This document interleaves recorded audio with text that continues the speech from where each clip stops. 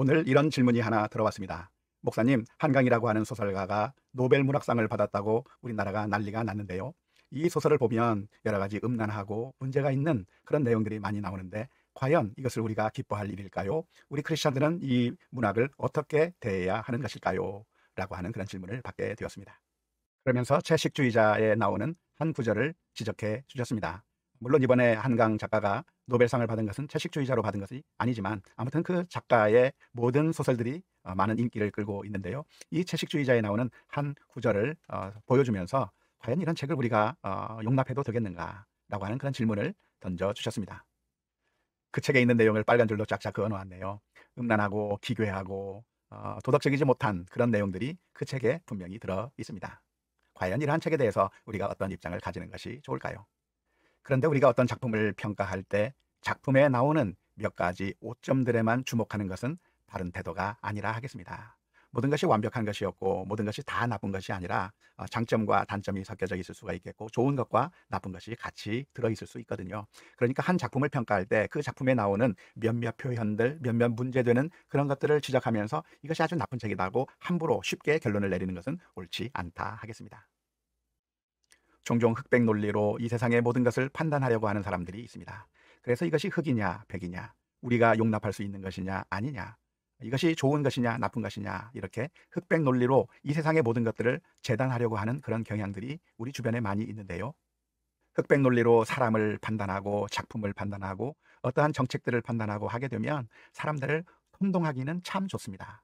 하지만 이 세상을 칼로 물을 자르듯이 흑백으로 단순하게 구분할 수 있는 게 아니고 아주 복잡한 세상이라고 하는 것을 우리가 기억할 필요가 있겠습니다.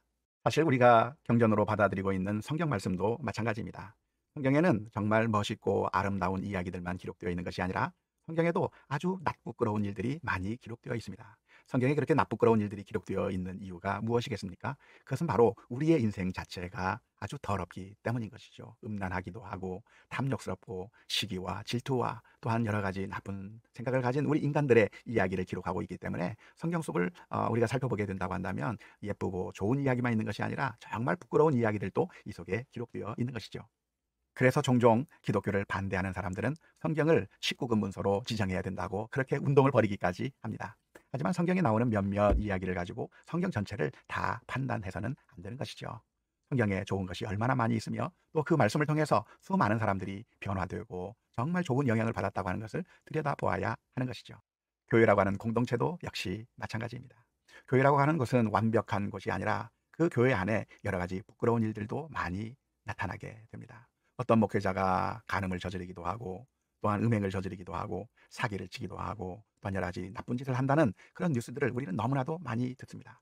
그러니까 그런 이야기들을 지적하면서 교회란 곳은 가지 말아야 될 것이다, 믿음 생활을 하지 말아야 될 것이다, 그렇게 너무나도 쉽게 결론을 내린다고 한다면 안타까운 것이죠. 왜냐하면 복음을 받아들이고 내가 예수 그리스도의 복음을 통해서 변화된다고 한다면 정말 놀라운 결과를 맞이하게 될 것인데 몇 가지 부끄러운 일들이 우리 주변에서 일어나고 있다고 하는 그 사실만들을, 그것만을 바라보면서 교회에 대해서 비난을 가해버리는 것은 정말 안타까운 일이라 하겠습니다. 우리 크리스천들도 역시 마찬가지입니다. 이 세상의 모든 것들을 판단할 때 우리가 너무나도 쉽게 몇몇 단점들을 꼬집어내서 그 전체가 나쁘다고 함부로 판단해버리면 안 되는 것이죠. 예수님께서 해주신 말씀을 우리가 기억할 필요가 있겠습니다. 예수님께서 이렇게 말씀해 주셨습니다. 어찌하여 형제의 눈 속에 있는 티는 보고 내 눈 속에 있는 들보는 깨닫지 못하느냐. 보라, 내 눈 속에 들보가 있는데 어찌하여 형제에게 말하기를 나로 내 눈 속에 있는 티를 빼라 하게 하라 하겠느냐. 외식하는 자여, 먼저 내 눈 속에서 들보를 빼어라. 그 후에야 밝게 보고 형제의 눈 속에서 티를 빼리라. 우리가 이 세상의 문학이나 이 세상의 사람들을 향해서 너희가 이것이 잘못됐다, 저것이 잘못됐다 지적하면 사람들이 그 이야기를 듣고서 교회라고 하는 것은 정말 거룩한 곳이구나 하면서 복음을 받아들이는 것이 아닙니다. 오히려 우리를 향해서 공격하고 우리의 더러운 점을 지적하면서 우리를 공격하게 될 것입니다.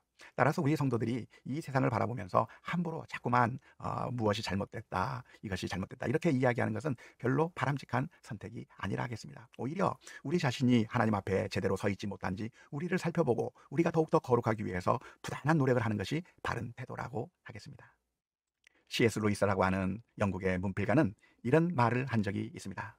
진실로 겸손하고 도량이 넓고 균형감이 있는 사람일수록 칭찬을 많이 하고 괴짜이고 적응하지 못하는 사람이고 불평만 늘어놓는 사람일수록 칭찬에 인색하다.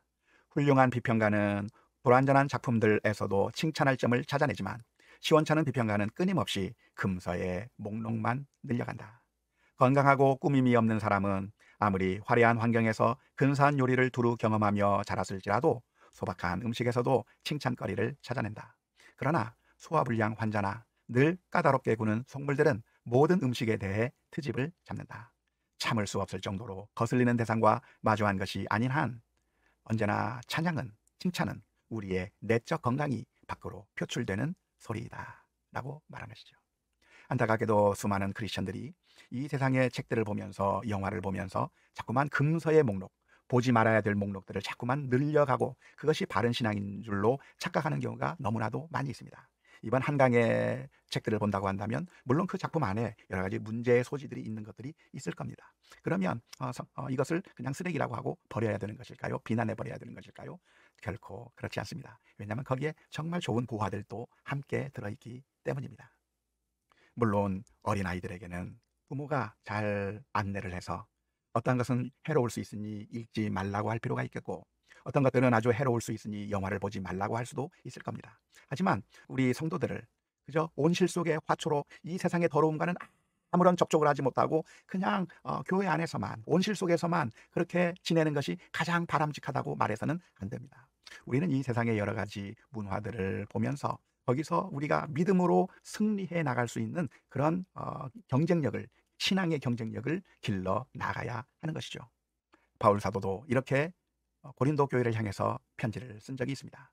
내가 너희에게 쓴 편지에 음행하는 자들을 사귀지 말라 하였거니와, 이 말은 이 세상에 음행하는 자들이나 탐하는 자들이나 속여 빼앗는 자들이나 우상 숭배하는 자들을 도무지 사귀지 말라 하는 것이 아니니, 만일 그리하려면 너희가 세상 밖으로 나가야 할 것이라. 우리가 이 세상에 살면서 이 세상의 여러 가지 더러운 문화들과 접촉하고 그 안에서 살아갈 수밖에 없습니다. 우리가 하나님 나라에 가기 전까지는 이 세상의 세속적인 문화와 함께 살아갈 수밖에 없는 것이죠. 그런데 안타깝게도 수많은 크리스천들이 도피하는 것이 가장 믿음이 좋은 것이라고 생각하고 자꾸만 도피하는 것을 선택할 때가 많습니다. 우리들의 개토 속으로 들어가서, 어느 수도원 속으로 들어가서 아무런 오염되지 않는 그곳에 가서 이 세상의 더러운 것들은 하나도 접촉하지 않으면서 그곳에 있는 것이 가장 좋은 것이라고 착각하는 경우가 있는데요. 결코 그것은 성경적으로 볼 때 바른 관점이라고 할 수가 없겠습니다. 바울 사도는 고린도 전서에서 교회 안에 음행을 행하는 사람들이 있으면 쫓아내야 되고, 악을 행하는 사람들은 다 교회 밖으로 쫓아내라고 이야기를 하면서, 동시에 그러나 우리 크리스천들이 이 세상에서 그런 음행하는 자들, 그런 사람들과 전혀 단절하고 살으라고 권면하고 있지 않습니다. 문학도 역시 마찬가지입니다. 이 문학이라고 하는 것은 성경책이 아닙니다. 문학이라고 하는 것은 신앙 교과서가 아닙니다. 그냥 이 세상의 어떤 작품인 것이죠. 그래서 그 문학 작품이 성경적인 가치관이나 성경적인 그런 내용들을 담고 있는 것이 아닐 것입니다. 하지만 그러나 그 속에 아무것도 배울 것이 없느냐? 그렇지 않습니다. 많은 메시지들이 있기 때문에 그런 것이죠. 안타깝게도 제가 한강 작가의 책을 다 읽어보지는 못했습니다. 채식주의자라고 하는 책만 읽어봤어요. 그래서 그 채식주의자라고 하는 책에 있는 내용을 봤는데 제 개인적으로는 별로 재미가 없었어요. 좀 기괴하기도 하고 아무튼 잘 읽혀지지 않은 책이었지만, 그러나 이 책에서 말하고자 하는 그 내용만큼은 저로 하여금 많은 것을 생각하게 만들었습니다. 물론 그 안에 있는 여러 가지 표현들은 기괴한 면도 있고 또 문란한 면도 있고, 그래서 기독교적 가치에 맞지 않는 내용들이 나옵니다. 그렇게 나오는 이유가 뭘까요? 그래서 우리 인생이 그렇게 생겨먹기 때문에 그래요. 우리 인생들이 다 그렇게 음란하고 우리 인생들이 다 그렇게 이상한 삶을 살아가고 있기 때문에 그런 것이죠. 그래서 그 현실을 그대로 반영하는 문학이기 때문에 그 내용들이 나오게 되어 있는 겁니다. 그렇기 때문에 이것을 내버리는 것이 아니라 이 책을 통해서 우리를 향해서 전달해주고자 하는 그런 메시지가 무엇인가를 보고 우리가 배워야 할 것이 있어요. 채식주의자 같은 책을 보게 되면 어떤 한 사람을 향해서 그 주변에 있는 많은 사람들이 자신의 생각을 가지고 자꾸만 한 사람을 향해서 강요하고, 그것이 그 사람에게 얼마나 큰 피해가 되고 그 사람에게 정말 엄청난 고통을 주는지도 모르고 그 사람을 위한다고 하는 것으로 오히려 그 사람에게 어떤 일종의 폭력을 가하고 있는 것들을 적나라하게 그려주고 있는 것이죠. 그런 모습을 보면서 내가 이 책에 나오는 사람들 중에 나는 어떤 사람인가, 내가 혹시라도 그렇게 다른 사람들에게 피해를 주고 있는 것은 아닐까, 나는 괜찮다고 생각했던 것이 다른 사람들에게는 정말 큰 고통으로 다가온 것은 없었을까 하면서 자기 자신을 돌아보게 하는 그런 아주 좋은 책이었다고 생각이 들어요.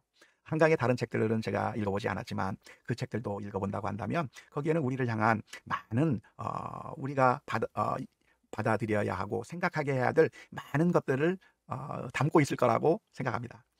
노벨상을 준 이유가 그냥 재밌어서 주는 거 아니거든요.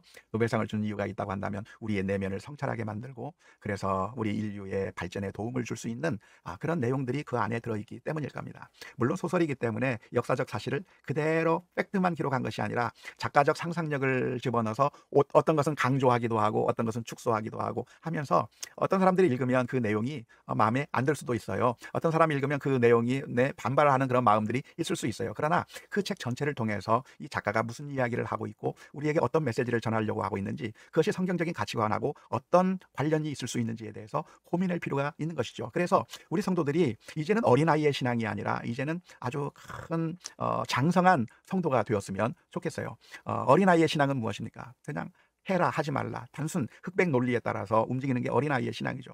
하지만 어린아이의 단계를 벗어나게 되면 이제는 내가 하나님의 말씀을 깊이 묵상하는 가운데 여러 가지 복잡하고 아주 난해한 문제들을 정말 내가 묵상하면서 내가 고민하면서 그 문제들을 해결해 나갈 능력들이 있는 것이죠. 우리는 피해 다니는 그런 패배자적인 신앙생활을 할 것이 아니라 이 세상의 그 어떤 문화도 우리가 다 정복하고 또 그것을 기독교적으로 해결을 할 수도 있고 대화할 수도 있는 그런 성숙한 크리스천이 되어야 할 거라고 생각이 듭니다. 우리나라의 노벨 문학상이 주어졌다고 하는 것은 정말 대단한 일이에요. 이런 작가가 많은 사람들이 이 한강의 작품은 노벨상을 받을 수도 있겠구나. 많은 사람들이 그렇게 생각했다고 하잖아요. 그 안에 들어있는 그런 관점들, 그런 것들을 깊이 고민하면서 기독교적인 관점은 아닐 겁니다. 하지만 그 안에서 우리가 배워야 할 것은 무엇인지, 또한 진리는 모든 진리는 성경적인 진리라고 할 수가 있겠는데 거기에 성경적인 진리도 들어있는 것은 아닌지 또 우리가 이 책을 통해서 많은 유익이 있을 거라고 생각이 듭니다. 그렇기 때문에 우리가 조심해서 분별해 가면서 이 책을 읽는다면 큰 유익이 될 거라고 생각을 합니다. 여러분들의 질문을 환영합니다. 언제든지 질문을 주시면 응답해 드리겠습니다.